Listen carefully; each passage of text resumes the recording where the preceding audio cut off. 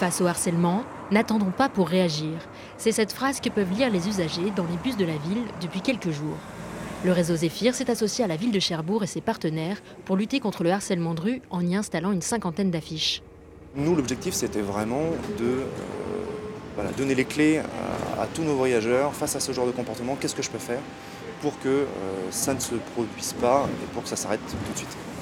Témoins, victimes ou agresseurs, la campagne de sensibilisation s'adresse à tous. Et suivant les cas, elle donne des conseils sur le comportement à adopter. Mais le plus souvent, reconnaître le problème reste la première étape.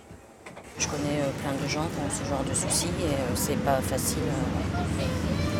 C'est pas facile à résoudre et c'est pas toujours facile à en parler non plus. Donc c'est vrai que c'est important que les gens osent en parler, ou osent l'afficher en tout cas. Les femmes, je pense qu'elles sont toutes déjà fait harceler au moins une fois dans leur vie, que ce soit par un sifflement dans la rue ou voilà.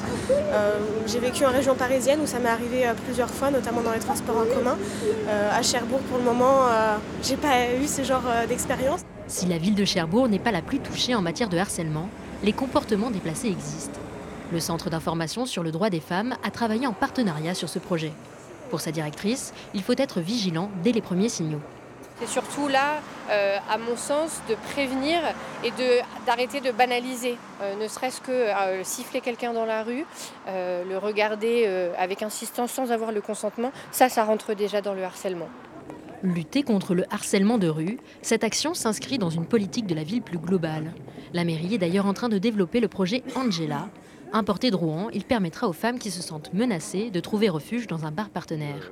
En France, en 2018, 8 femmes sur 10 témoignaient d'avoir été victimes de harcèlement.